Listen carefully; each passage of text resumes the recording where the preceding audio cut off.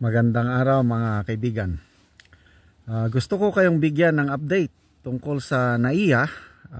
Ito dagdag pahirap na naman ng administrasyong ito sa mamamayang Pilipino. Okay, gusto ko lang i-advertise. Mayroon tayong backup channel, The General's Perspective. Ang link ng bagong channel natin nakalagay sa description box ng video na ito. Paki-click ang link para makasubscribe kayo.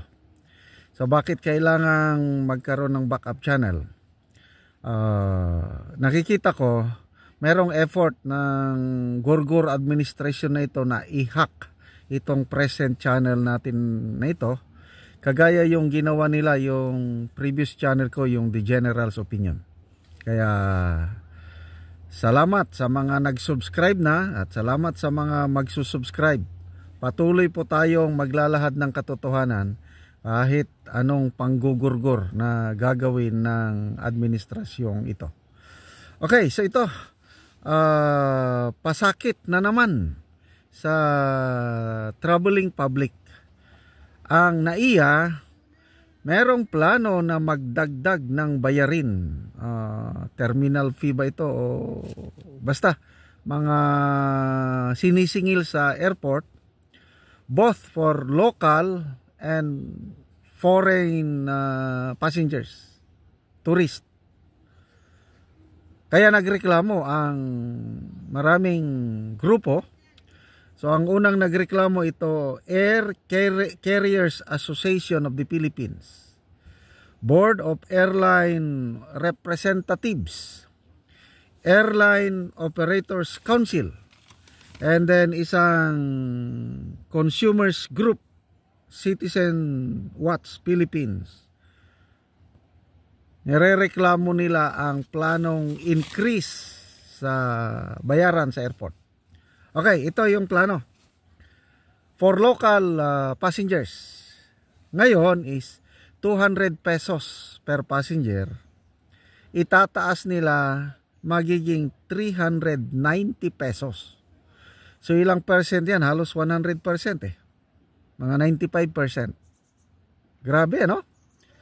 And then for foreign travelers, foreigners, sa ngayon is 500 pesos, gagawin nilang 950 pesos.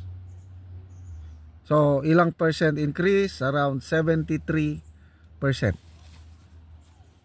Kaya ito ngayon, nag-iingay ang mga iba't ibang sektor, especially itong Citizens Watch Philippines. Yung convenor nila si Kit Del Monte, ito po ang kanyang pahayag. Kaya tayo, apektado ito, yung traveling public, ano? Sabi ng Citizen Watch, it is a brazen, unconscionable imposition on long-suffering passengers who have to endure inadequate facilities and substandard services in our airports. Kasama po ako dyan, naranasan ko yung long suffering sa airport. Kailan ba yon? January of 2023, yung na-delay ang aming flight ng more than one day. Nakatulog kami sa NAIA dahil brown out. Grabe. Nagkaroon ng kaguluhan sa airport. Sinundan pa yan May 1 last year.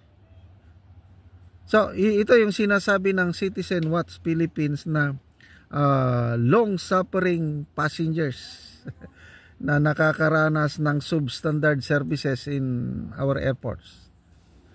Compared ko sa yung ibang nakabiyahe na sa inyo sa ibang bansa, di ba napakalayo yung services ng airports natin sa ibang bansa. Kaya itong ating NAIA considered one of the worst airports in the world. Yon po ang tatak ng bagong Pilipinas. Okay, dagdag pa ng Citizen Watch Philippines. Sabi niya, the increase will also be an additional unnecessary cost that would discourage businesses and tourists from coming and staying here. It will run counter to the administration's drive to attract investments and visitors. Correct. Biyahe ng biyahe ang ating masipag na presidente. Nakailang trips na siya? 29th trip. Yung pagpunta niya sa Brunei and Singapore, 28-29. Yan na. Wala pang 2 taon, 29 foreign countries na. Bakit daw? Biyahe ng biyahe para mag-attract ng foreign investors. Ito, dodoblehin mo ang singil sa mga airport na ang pangit ang services sa airport natin. Ano pang ma-attract mong mga negosyante? Tapos, ang haba ng pila. Grabe. Ano pa? Ito. Dagdag pa ng Citizen Watch na ito. NAIA has been at the center of so many controversies that have tarnished its reputation, not only among Filipinos, but before the whole world. Okay. A premature fee hike long before any improvements are experienced and realized is the last thing we need. Dapat i-improve mo na, di ba, na naibid na, i-privatize na, nanalo na ang San Miguel. Di, dapat pabayaan lang muna na ma-modernize. Pag maganda ng facilities, pwede nang i-increase ang bayad. Ito ang sinasabi ng Citizen Watch. And I agree. Ngayon, wala pang improvement. Di ba? Ako, bago lang akong nagbiyahe. Wala na. No, that's no change. Bago nga may bago na namang nangyari, yung tanimbala. Mag-asawa. Pilipino, gun owners sila. May lisensya. Papunta sila ng Thailand. Pagdating sa screening, sa OTS, sa machine, nakitaan sila ng isang bala. Tapos, yung bala na yon hindi pa magmatch sa lisensya kasi may lisensyadong baril yung couple na yon. Kailang wala silang dalang baril. Kailang nakitaan ng isang bala lang na hindi man ganoon ang kalibre ng kanilang license firearm. Kaya nagreklamo sila. Pumalag. Alam nyo nung pumalag? Sabi ng OTS inspector, wag na lang daw. Kalimutan na lang, parang walang nangyari at hindi na imbestigan, hindi na kasuhan. Bakit?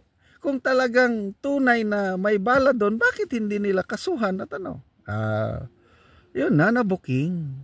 So, ayan, tanimbala. Last year, yung kain, di ba may kinain na pera? Kuhang-kuha sa CCTV camera. Nakakahiya yun. Ano pa? Surot. Grabing kakaya. Surot, yung daga. Yun po ang tatak. Tatak na iya natin. Tatak ng bagong Pilipinas. Pinagmamalaki ng administrasyong ito. Tapos ito, grabe kaya na bigla kala. Ang laki naman ng pagtaas ng singil. Wala nang magandang ginawa. Basta kahit doblehin pa ang singil. Basta magandang serbisyo, magandang facilities, walang brown out. Hindi naman tayo magrereklamo, di ba? Gayahin nila yung ibang airport. Saan ba yung one of the best airport na anuhan ko? Hong Kong. Ganda ng airport nila sa Hong Kong. Saan pa? Pwede rin yung airport sa Bangkok. Sa Japan. Sa Narita, Japan. Magagandang mga airport facilities, services nila doon. sana naman ito ma-improve na ang ating NAIA kasi nga na privatize na at hintayin nilang ma-improve ang facilities bago mag-increase ng singil. Ngayon, wala pang nangyayaring improvement, maniningil sila. Anong klaseng gobyernong meron tayo?